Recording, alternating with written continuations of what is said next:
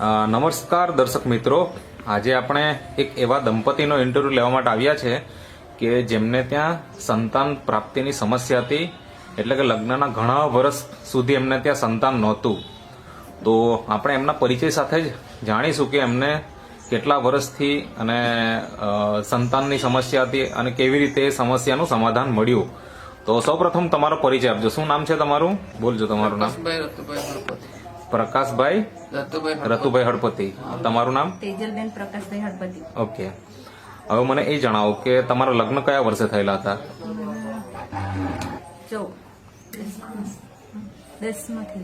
2010માં. Okay, હવે આમ જોવા જઈએ તો લગ્ન થાય એટલે વર્ષ 2 વર્ષની અંદર આપણે બાળકની ઈચ્છા રાખતા હોઈએ કે ભાઈ બાળક આવે એમ, બરાબર? તો મને એ જણાવો કે તમારા લગ્નના કેટલા વર્ષ થઈ ગયા હતા? 14 વર્ષ. અને બાળક ન હતું, બરાબર? અત્યારે હાલમાં બાળક છે. કેટલા મહિના થયા બાળકના? 3 મહિના. આજે 3 મહિના થઈ ગયા એમ? એટલે આજના દિવસે, આજના તારીખે જન્મ થયો. અરે વાહ. હા, તો મને એ જણાવો કે આ જયારે સંતાન નહોતું, મતલબ લગ્ન થયા અને કેટલા વર્ષ પછી તમે સંતાન પ્રાપ્તિ માટે જ્યાં ત્યાં દવા કરાવી હશે, તો કેટલા વર્ષ થયા પછી લગ્નના તમે સારવાર ચાલુ કરેલી? 1 વર્ષ પછી ચાલુ કરેલી. ઓકે, તો એ ક્યાં ક્યાં કરાવેલી ને એ થોડીક વાત કરો ને. એટલે અમે ડાયરેક્ટ શિવમમાં કરાવી. શિવમમાં કઈ જગ્યાએ? વાપી. ઓકે, પછી એમાં કરાવી. તેમાં 1 વર્ષ જેવું કરાવી. હા, તે ડોક્ટર લોકો કે તારી નેક્સ્ટ દવાઈ છે એમ કીધું અમને. અચ્છા, એમ કીધું તો અમે તેની બી ટ્રીટમેન્ટ કરાવી. હા, તો તે ખુલ્લી થઈ જાય પછી તમારું ગર્ભ રહે એમ કીધું. અચ્છા. તો તે અમે કરાવી, તે છતાં બી નહીં થયું.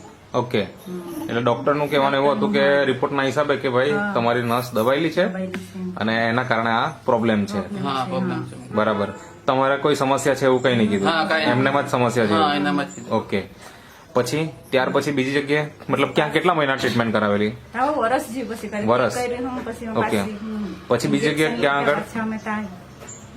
પછી ક્યાં ટ્રીટમેન્ટ કરાવી બીજી? પછી ત્યાં છોડીને પછી અમે 21st માં કરાવી. ઓકે, ત્યાં કેટલા સમય કરાવેલી? વર્ષ જેવું કરાવી. હા, ત્યાં તો ડાયરેક્ટ અમે એ જ મુકાવેલું, તે બી ફેલ જ ગયું. આઈવીએફ કરાવેલું? ઓકે, તે બી ફેલ જ ગયું. આઈવીએફ કરાવેલું એ પણ ફેલ ગયું. એ કેટલા વર્ષ થયા પછી કરાવેલું હશે અંદાજે? તે અંદાજે 5 વર્ષ પછી જ કરાવ્યું. 5 વર્ષ. ઓકે, અને ત્યાર પછી બીજી કોઈ સારવાર? પછી અમે પછી છોડી મૂક્યું. અચ્છા. પછી ઉદવાડે પાછી દવાખાના. અચ્છા, ઉદવાડામાં.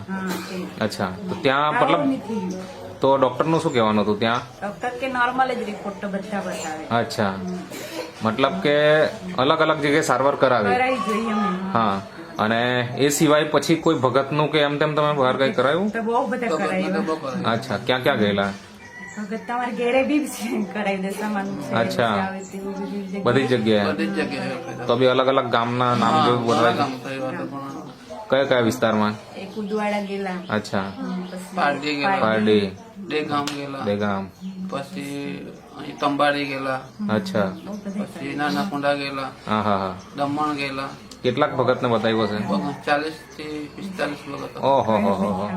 કોઈ વૈદ્યની દવા? કઈ વૈદ્યની દવા કઈ લાગી જ નહીં અમને.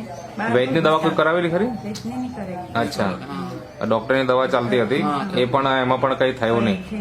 હવે જયારે આવી રીતના એક વર્ષ વીતતું ગયું તો તમને શું થતું હતું પછી? પછી અમે કંટાળી ગયા. હવે કરાવવાના જ નહીં. અચ્છા, મતલબ પછી તમને ધીરે ધીરે એવું થવા લાગ્યું કે હવે આ પ્રોબ્લેમ નો ઉકેલ મળશે કે કેમ એમ? બરાબર ને? હવે ત્યાર પછી અત્યારે તો હાલમાં તમારે ત્યાં બાળક છે, બરાબર ને? એ પણ આપણે જોઈશું. તો બાળકમાં મતલબ છોકરો છે કે છોકરી છે? છોકરી છે. અને 3 મહિના આજે થઈ ગયા, બરાબર?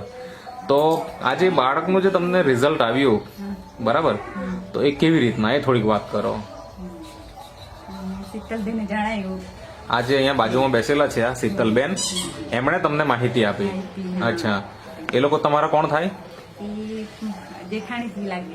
અચ્છા, એટલે ઓળખાણ સગામાં છે એમ? બરાબર. એટલે એમણે તમને વાત કરી અને એમના ઉપર તમે વિશ્વાસ રાખીને રાખીને અમે દવા લીધી. લીધી. અચ્છા, તો તમે જયારે લીધી ત્યારે તમને પૂરેપૂરો વિશ્વાસ હતો કે આ રિઝલ્ટ આવશે જ એમ? આટલી બધી દવા કરેલી હોય તો આપણને થોડું રાખીને અમે કરી. હા. તો મને એ જણાવો કે તમે જ્યારે આ 14 વર્ષ દરમિયાન અલગ અલગ ડોક્ટર્સ કે પછી અલગ અલગ જગ્યાએ તમે ભગત ભુવાની જે પણ તમે સારવાર કરાવી હશે એમાં કેટલો ખર્ચો થયેલો અંદાજે? તમને કદાચ અંદાજો હોય. હા 2 થી 3 લાખ ગયા. 2 થી 3 લાખ રૂપિયા તો ખરા જ એમ. હા, હિસાબ ખરા. રાખ્યો નહીં હોય આપણે. હિસાબ તો નહીં રાખ્યા, છૂટા ખર્ચા કર્યા એટલે ખબર જ નહીં પડે. અચ્છા, અને એની સામે તમે જે શીતલબેને સલાહ આપી તો કઈ પ્રોડક્ટ વાપરી જે અહીંયા આપણે આ ટેબલ પર રાખી છે? હા, એ જ છે. એ નેક્સસ કંપનીની પ્રોડક્ટ છે, બરાબર? આ કોઈ સ્પેશિયલ સંતાન પ્રાપ્તિ માટેની મેડિસિન નથી, પણ આ પ્રોડક્ટ વાપરવાથી તમારે ત્યાં આજે બાળક છે જેમાં આજે Naturamore for woman, Naturamore vanilla, પછી ઇઝી ડિટોક્સ છે, ન્યુટ્રી લીવર છે, પછી મેન્સ વેલનેસ અને વુમન્સ વેલનેસ, બરાબર? તમે કેવી રીતના વાપરતા? 2 ટાઈમ, 1 ટાઈમ? 2 ટાઈમ વાપરતા. સવાર સાંજ 2 ટાઈમ? હા, સવાર દૂધ સાથે કે પાણી સાથે?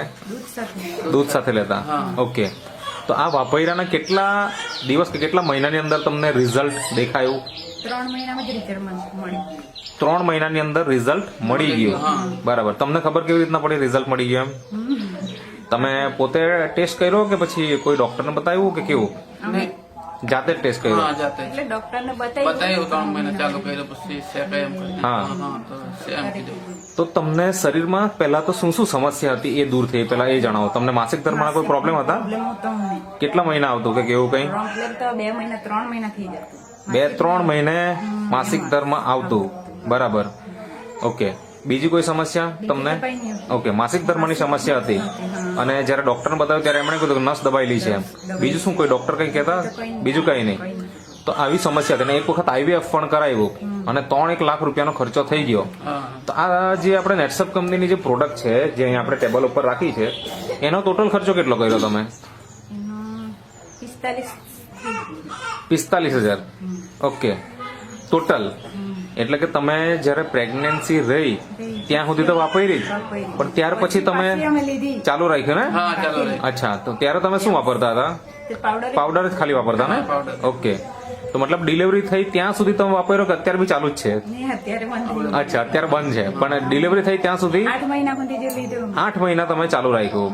ઓકે, તો રેગ્યુલર વાપરવાથી આજે તમારે ત્યાં મતલબ બાળકી છે, છોકરીનો જન્મ થયો છે, 3 મહિના થઈ ગયા. નામ શું રાખ્યું? ત્રિયા ક્રિયા. ત્રિયા ત્રિયા. ઓકે, તો આપણે એને જોઈ શકીએ? જરાક બોલાવો ને. બોલાવો ને. લે આવો ને.